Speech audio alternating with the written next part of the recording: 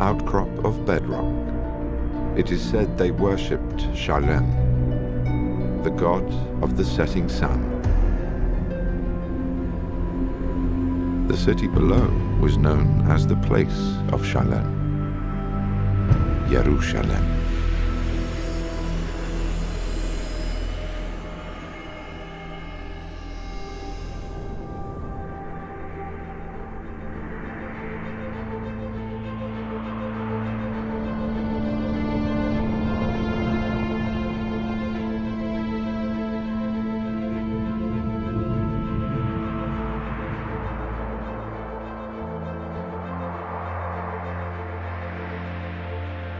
Over time, this city became the gateway to God for three major religions and the most fought-over piece of land in history.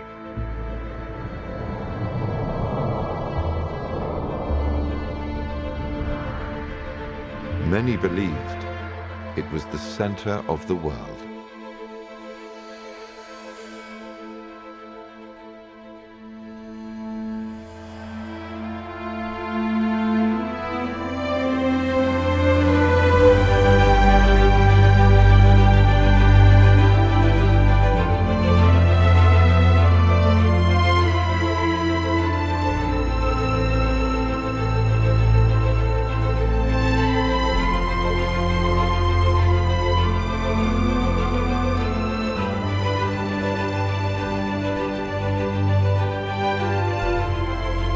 Today, the walled old city at the heart of Jerusalem is a mosaic of cultures and beliefs, where Jews, Christians, and Muslims live side by side, yet in separate quarters, each in their own Jerusalem.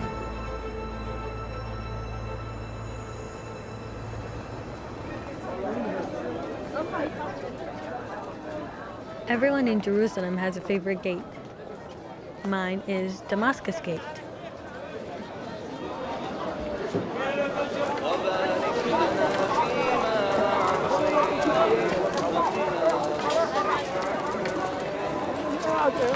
When you enter Damascus Gate, you're in the Muslim quarter, my quarter.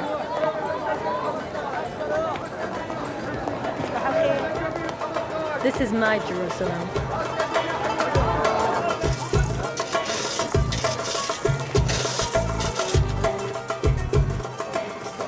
In Arabic, we call Jerusalem Al-Quds, which means the holy city.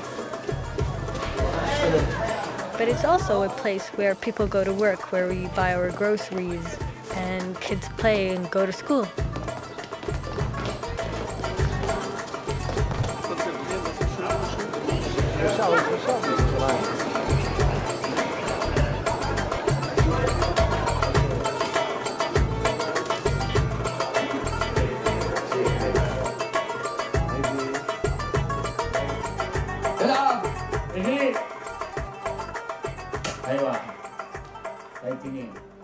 Jerusalem to me is more than just a city. It's beauty, it's spirit, and it's also my religion. But most importantly, it's my family. Most people don't think I'm Muslim. It's only when I go to the mosque and I put a headscarf on that surprises them. But Jerusalem is full of surprises.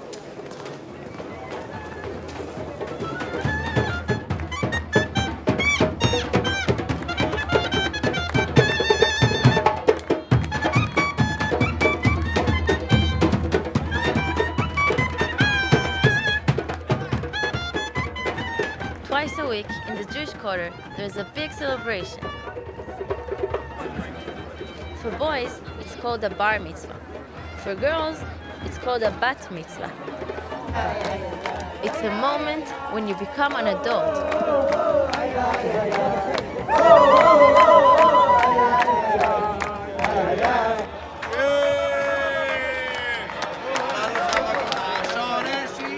Jews in Jerusalem have come from over 100 different countries. Take, for example, my family. My mother is from Paris. Her parents are from Tunisia. My father's family is from Poland.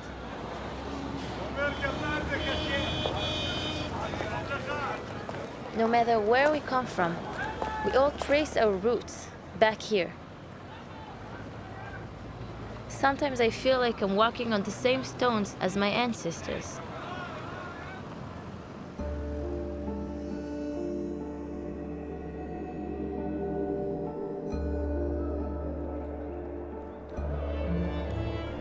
Since biblical times, we have a special word when Jews return to the Promised Land. We say we're making aliyah, which means going up to a higher place. And for us, the Jews, there's no higher place than Jerusalem.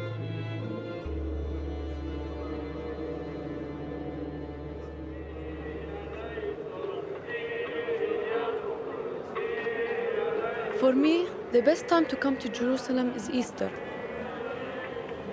Every Easter starts with a Palm Sunday procession. It's where we walk down the Mount of Olives, celebrating the day where Jesus entered the city.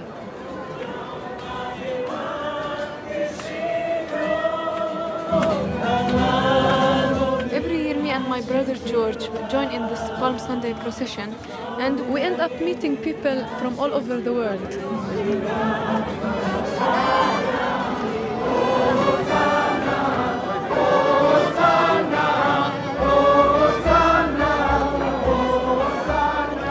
Easter, for most people, it's about the eggs, the bunnies, and decorations.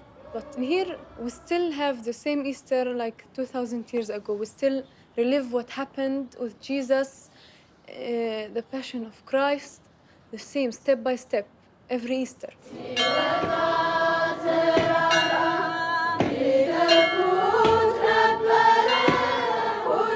In the Christian quarter, we have the Ethiopians, the Greek Orthodox, the Catholics, the Coptics, the Syrians, and each community celebrates Easter in their own way.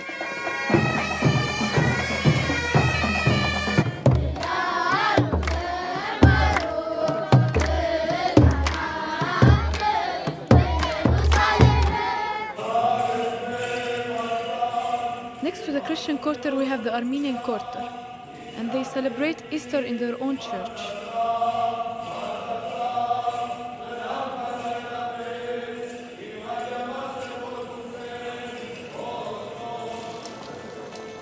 The old city is very small, and the four quarters do not communicate a lot.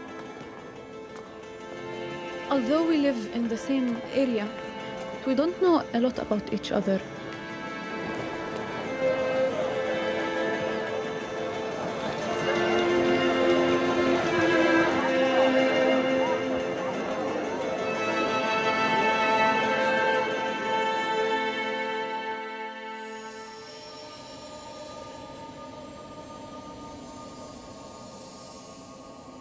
Smaller than a square mile, Jerusalem's old city contains some of the holiest sites in the world for Jews, Christians, and Muslims.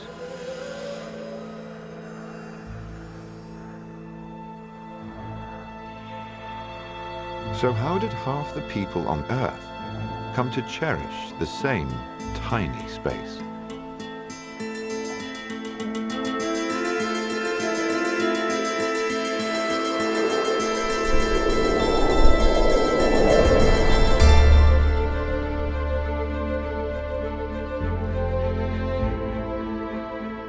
Jerusalem lies at the crossroads of Africa, Asia, and Europe, a region known as the cradle of civilization.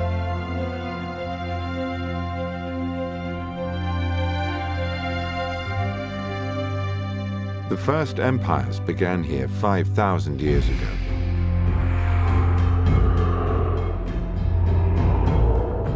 As other great powers emerged, the land surrounding Jerusalem became a constant battleground.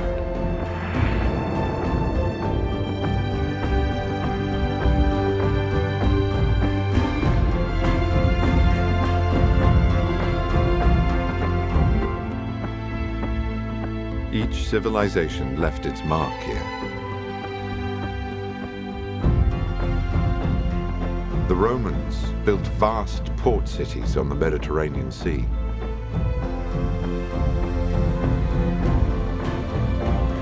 On the tombs of biblical prophets.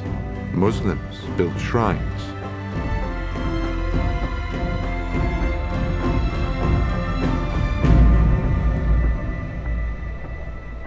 On a high plateau above the Dead Sea, King Herod the Great built Masada, a mountain fortress where Jewish rebels made their last stand against the Roman army.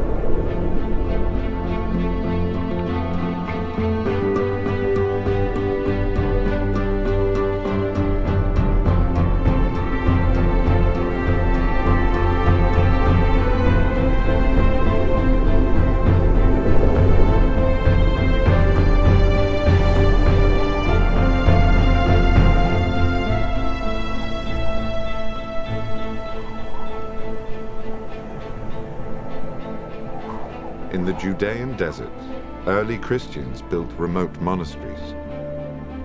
Some still inhabited to this day.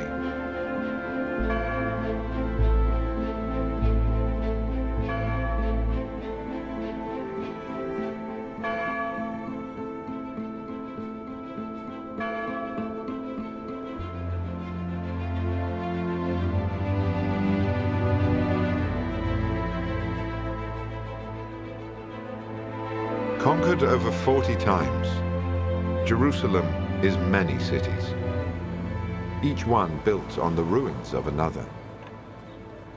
And most can still be found beneath our feet.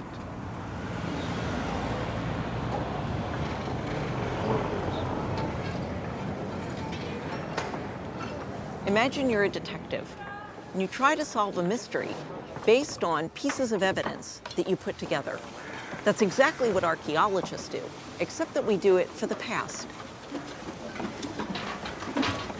One of the things that makes Jerusalem such an exciting place to work is the continuous occupation layers, one on top of the other, going all the way back 5,000 years ago to the first inhabitants, the biblical Jebusites, and then through the Israelites and the Roman period and the Crusaders and all the way up until today. Understanding ancient Jerusalem is like trying to put together a giant puzzle where we're missing most of the pieces and we don't know what the original picture looked like.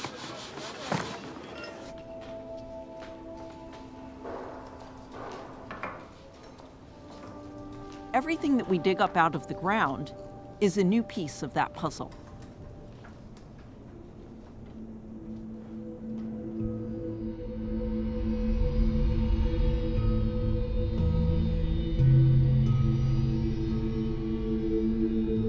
Jerusalem lies in the heart of a region that has yielded some of archaeology's most incredible finds.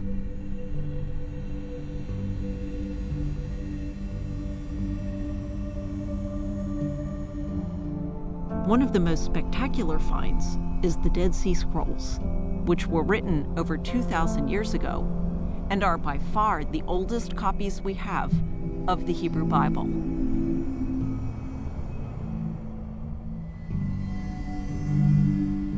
At the deepest levels under the ground, we find the earliest remains of the people who lived in this land.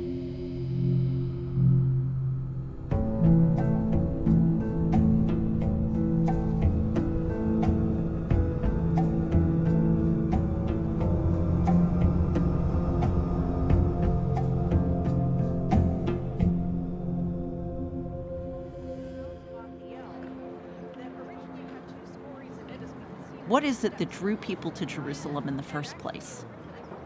It's an isolated, poor, rocky mountain town.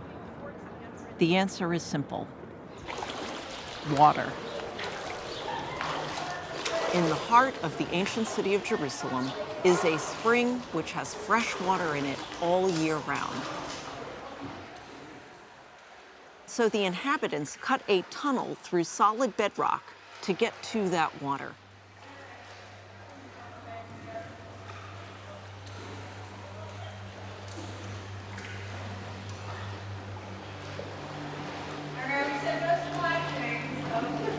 Along with water, there is another reason Jerusalem became important, and that was at the top of the hill that overlooked the city.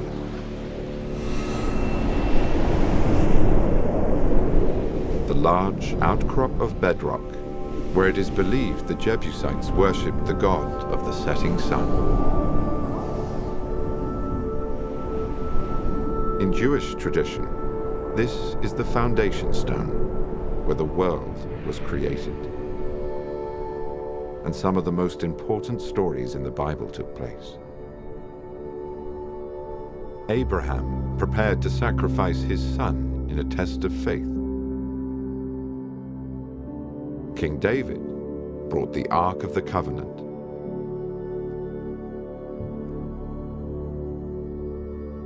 And King Solomon built the first temple, the house of God.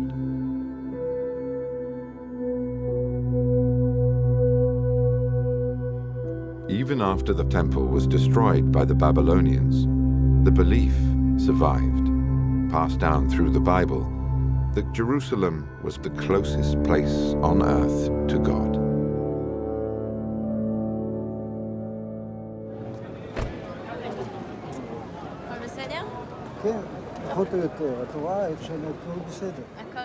My grandfather came to Jerusalem when he was 12 years old in 1936 because his father felt that something bad is going to happen in Europe. But all the rest of his family stayed in Poland, and they all perished during the Holocaust.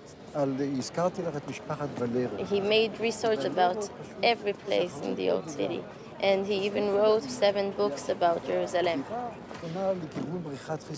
And now, in his 90s, he's still learning every day something new about Jerusalem.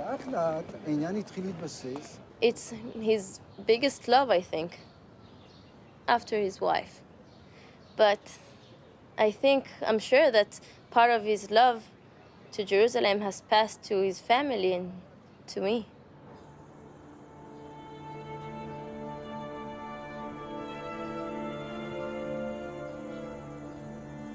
There's a tomb on the Mount of Olives named after the prophet Zechariah. That's where my family's name comes from. Zechariah saw the destruction of Jerusalem over 2,000 years ago. But he prophesied that one day the Jewish people would return to their homeland.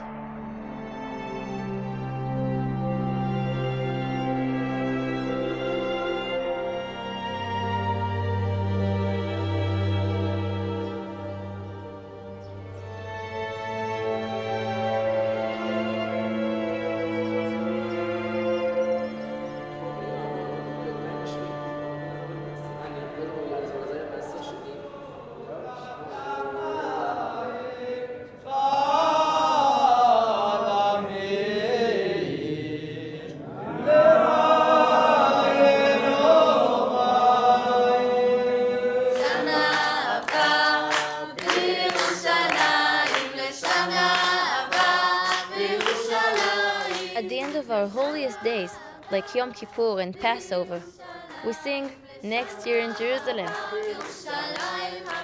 For hundreds of years, this was the Jewish dream, to be back in Jerusalem. And I have the chance to live that dream.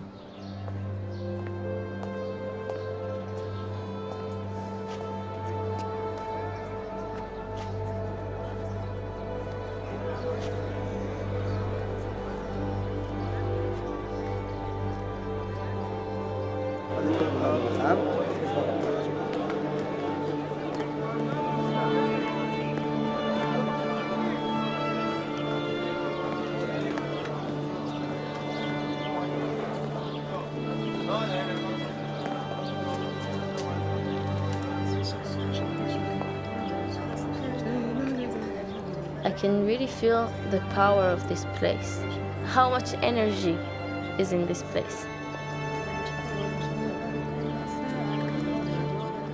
I have this tradition to go every birthday and to put a prayer note in the wall.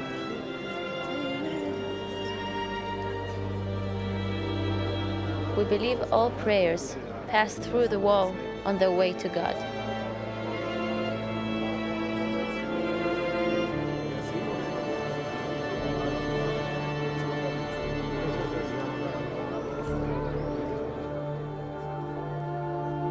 A site of Jewish longing for generations, the western wall is one of 4 walls that support the enormous stone platform where 2,000 years ago King Herod the Great rebuilt the temple on a scale comparable to the Great Pyramids of Egypt.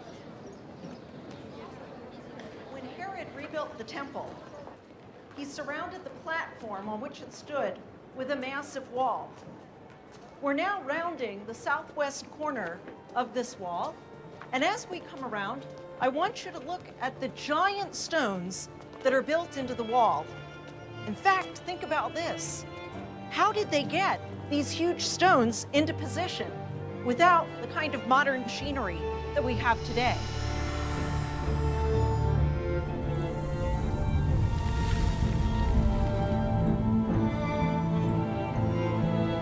Using written records and the latest archaeological findings, we can imagine what the Second Temple might have looked like at the height of its splendor.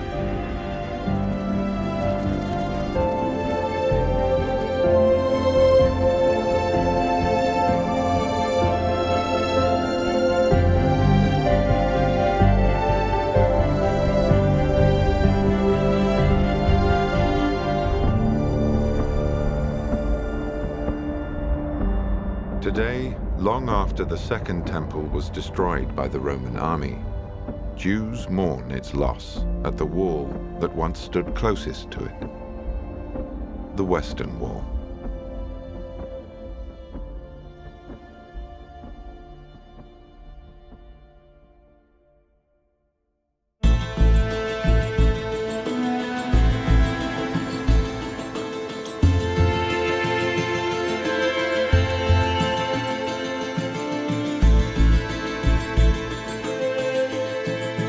Hundreds of years ago, my family came from Greece and Italy to see the Holy Land, and they stayed.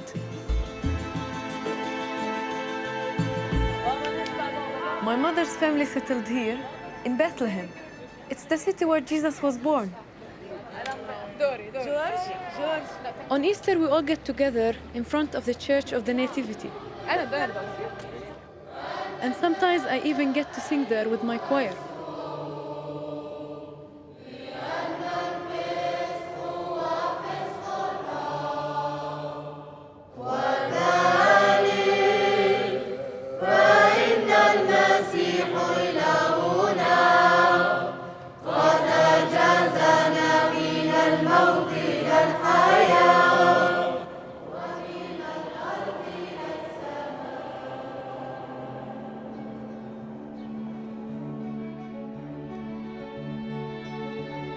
For centuries, Christian pilgrims have traced the footsteps of Jesus, from his birth in Bethlehem to his death in Jerusalem.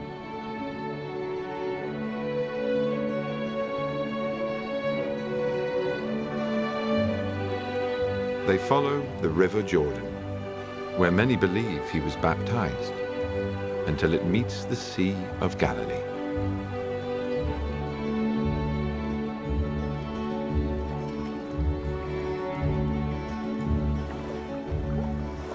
According to the Gospels, he began his ministry in the village of Capernaum and taught in its synagogue.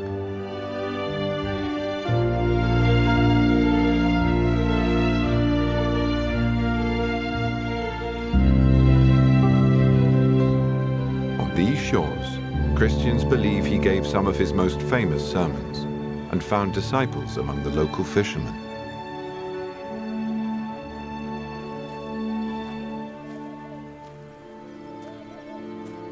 And it is here, in Jerusalem's Garden of Gethsemane, that the New Testament says he was arrested before being sentenced to death.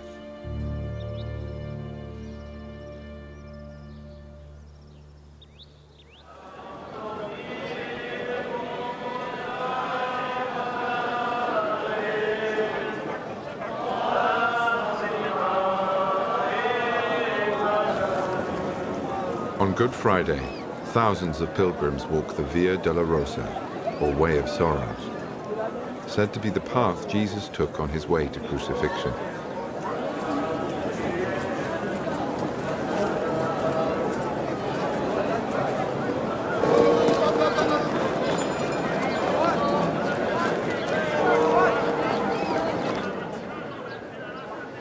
The procession ends inside the Church of the Holy Sepulchre.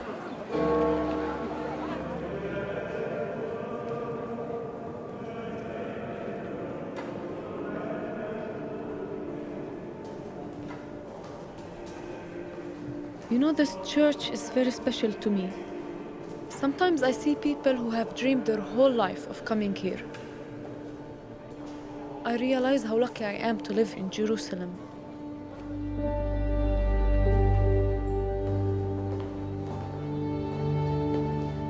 I can come to the church anytime I want, to touch the rock of Golgotha. It's where we believe Jesus died on the cross. And visit the tomb where he was buried, and 3 days later, rose from the dead.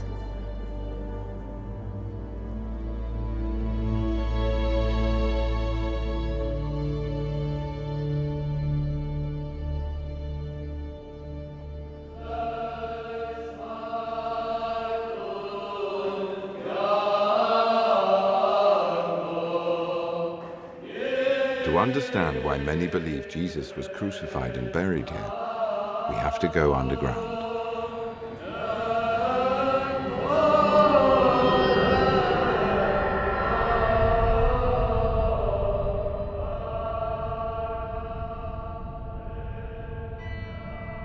Deep below the church, archaeologists found ancient graffiti. A ship drawn by a pilgrim with an inscription in Latin that reads, "O Lord, we have come." Dated to over 1700 years ago, it suggests that Christians worshipped here even before the church was built.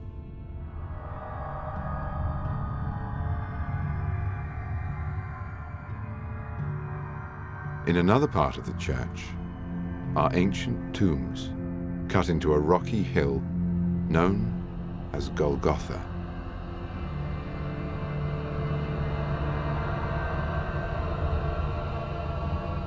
Most archaeologists believe this was a Jewish cemetery in the time of Jesus.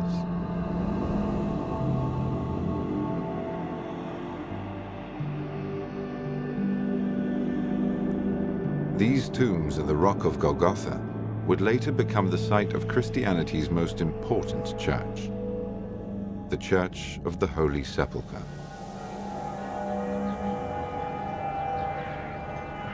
Ultimately, archaeology cannot prove Jesus was buried here. This remains a matter of faith.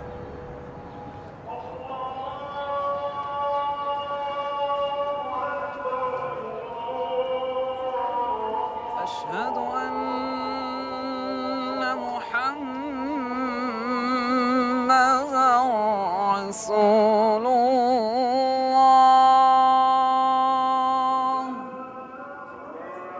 أشهد أن محمداً رسول الله وعليك توكل بسم الله الرحمن الرحيم يا الله بسم الله.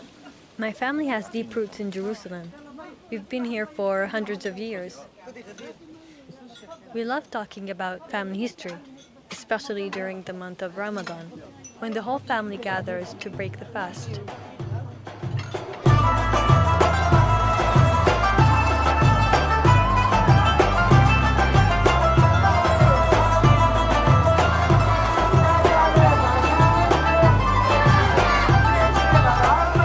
During Ramadan, every street competes to see who can make the best decorations and who can throw the biggest parade.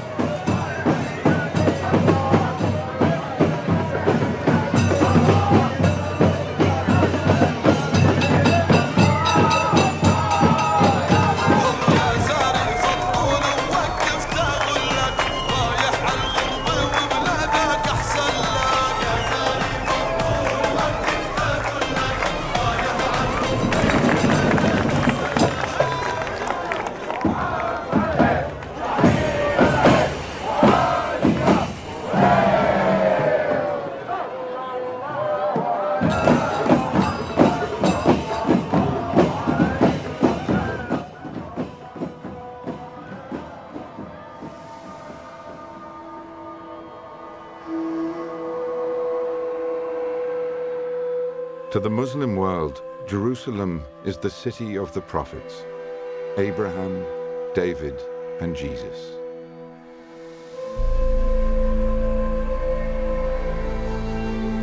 Muslims believe that the last of the prophets was Muhammad, and that one night he was taken on a miraculous journey from Mecca to Jerusalem, where he ascended to heaven on a ladder of light.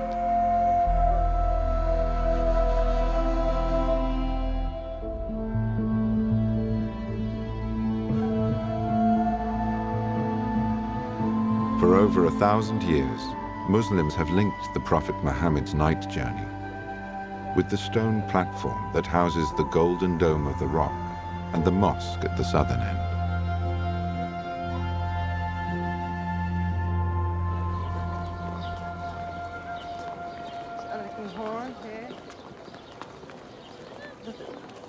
When you go up to the mosque, you leave all the noises and the crowds behind you. You come out to this wide open space filled with birds and trees. It's like you're in another world.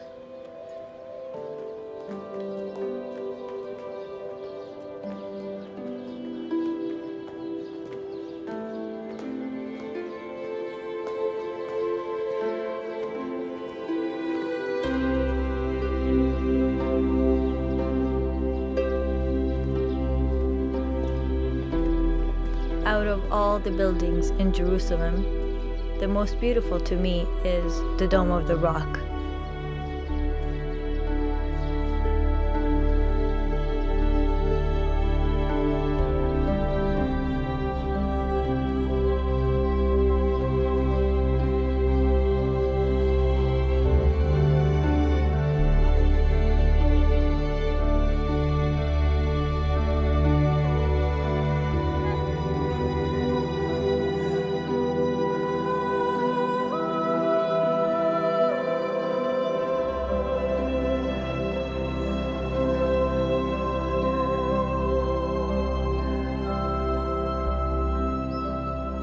The Dome of the Rock is actually built over a rock, which we call Al-Sakhra, where we believe Prophet Muhammad, peace be upon him, rose to the heaven and led all the prophets in prayer.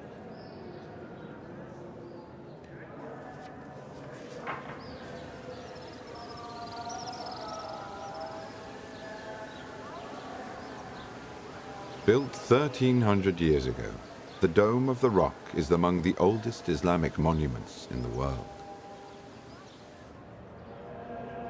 But why here, just above the Western Wall? What is it about this site that made it the gateway to God for Muslims?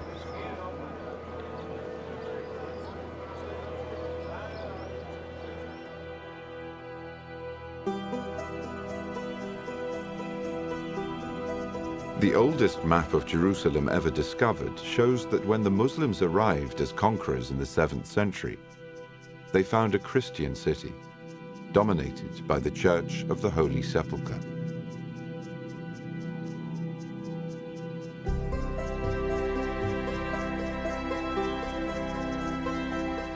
It is said they were invited to pray inside the church, but asked instead to be taken to the top of the stone platform to look for their own place of worship.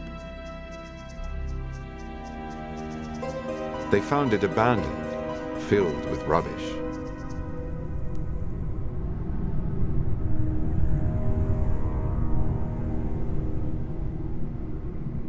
Only once they cleaned it did they uncover what they were searching for.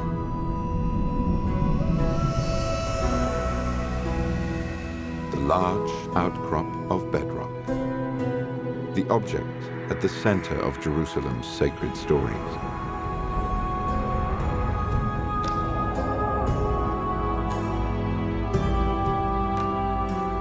Today, the Dome of the Rock guards the ancient stone, where it is believed the Jebusites once worshipped, the temple stood, and the Prophet Muhammad ascended to heaven.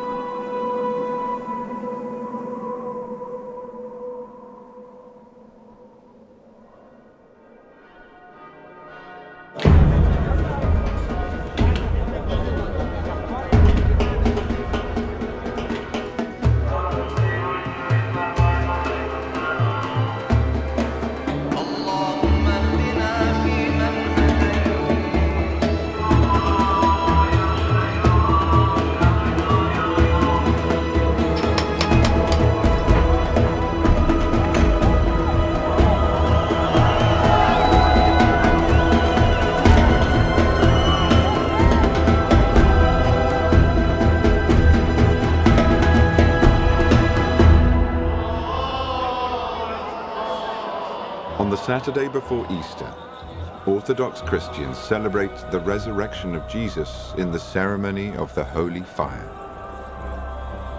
one of the oldest rituals in Christianity.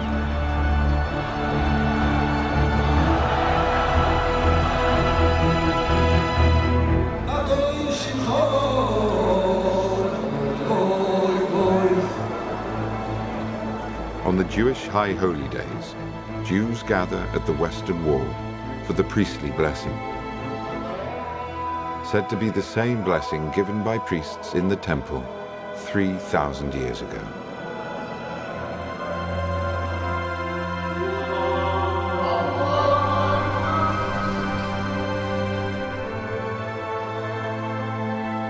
In the final days of Ramadan, Muslims believe the sky opens up and all their prayers are answered.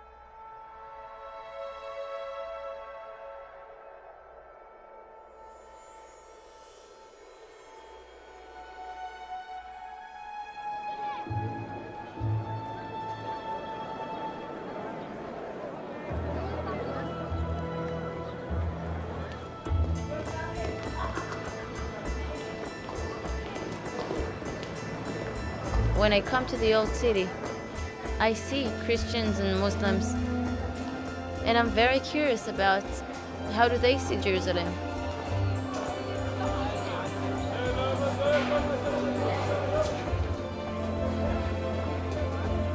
And I also wonder if they're curious about my community, about my life.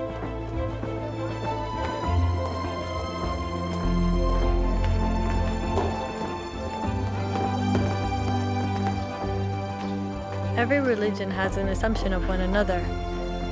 We think we're so different, but we have more in common than we realize. We live in this small area, and I know we all love it. We all love Jerusalem.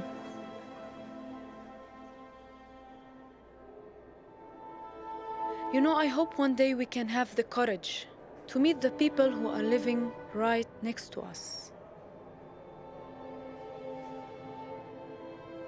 Maybe not yet. Someday, yes.